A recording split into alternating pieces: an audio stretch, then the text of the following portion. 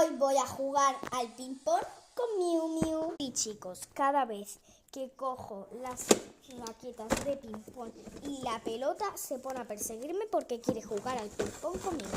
Aquí hay una y ahora vamos a ver la otra. ¡Está! ¡Un montón de cosas! Realmente no encontré la pelota, pero vamos a ver si tengo otra parecida a esa, pero es que no sé dónde está. ¡Está! Escucho el ruido, escucho. ¿Quieres jugar al ping-pong? ¿Quieres? ¡Ay!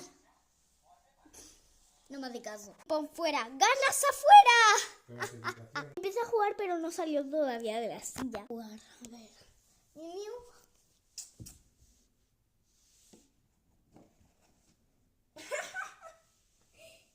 Me la pasa. ¡Ay! ¡Qué buen compañero es!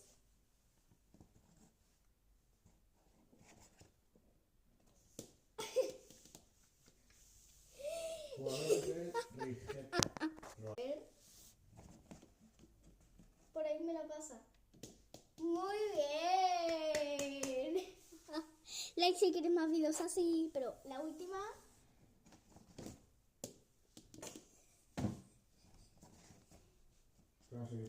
A ver.